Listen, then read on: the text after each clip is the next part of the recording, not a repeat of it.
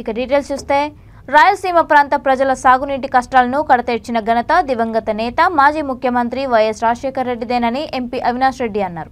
కడప జిల్లా పులివెందుల ఆర్ఎన్బి అతిథి గృహంలో విలేకరుల సమావేశంలో ఆయన మాట్లాడుతూ పులివెందుల ప్రాంతానికి కాకుండా రాయలసీమ మొత్తానికి సాగునీటి కష్టాలను తీర్చింది వైఎస్ఆర్ హయాంలోనేనని అన్నారు.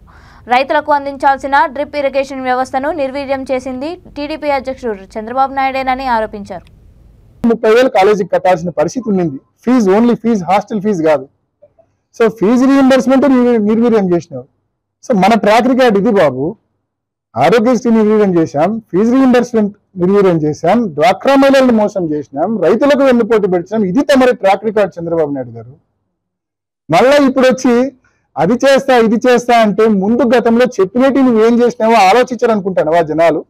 లేకుంటే జనాలకు మెమరీ చాలా తక్కువ, అన్ని మర్చిపోయి మళ్ళీ ఇప్పుడు గట్టిగా అరిస్తే, బిగ్గరగా గట్టిగా అరిస్తే, రాగాలు తీస్తే అందరూ నమ్మేస్తారని ఏమన్నా అనుకుంటున్నారా మీరు?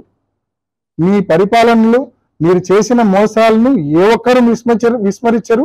మీరు చెప్పే మాటలను ఏ ఒక్కరు నమ్మరని చెప్పి మరొకసారి తెలియజేస్తూ, దయచేసి ఇటువంటి అబద్ధాలు మానేసి మీరు ఈ ప్రాంతానికి చేసిన ద్రోహానికి క్షమాపణ కోరి తర్వాత మాట్లాడమని చెప్పి చంద్రబాబు నాయుడిని కోరుతా ఉన్నా. పిల్లలు చదవడానికి మంచి స్కూల్ ఒకటి ఉండాలని చెప్పి ఒక స్కూల్ కూడా సెప్టెంబర్ మాసంలో మంచి గురుకుల స్కూల్కు సెప్టెంబర్ మాసంలో శంకుస్థాపన చేయబోతా ఉన్నారు.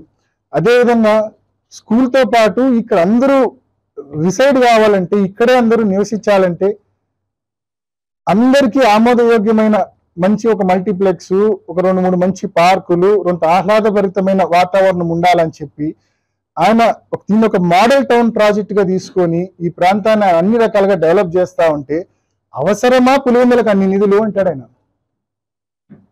నిన్న మీరు వింటారు అన్నమాట, అవసరమా పులివెందులకు అన్ని నిధులు అంటాడు ఆయన. నాకు ఆశ్చర్యం వేసేది, ఒక పక్క ఏమీ చేయలేదని నువ్వే తిడతావు, ఒక పక్క పులివెందులకు అన్ని నిధులు అవసరమా అని నువ్వే తిడతావు. ఏమన్నా పొంతనుందా నువ్వు మాట్లాడే దాంట్లో? నిజంగా జగన్మోహన్ రెడ్డి గారు కూడా నీ మాదిరే ఆలోచించింటే కుప్పంకు రెవెన్యూ డివిజన్ ఇచ్చేవాడా? నువ్వు చెయ్యనిది కూడా కుప్పానికి జగన్మోహన్ రెడ్డి గారు చేస్తా ఉన్నారు. నీ మాదిరి సంకుచితంగా ఆలోచించాల. కుప్పంను కూడా గుండెల్లో పెట్టుకొని చూసుకుంటానని జగన్మోహన్ రెడ్డి.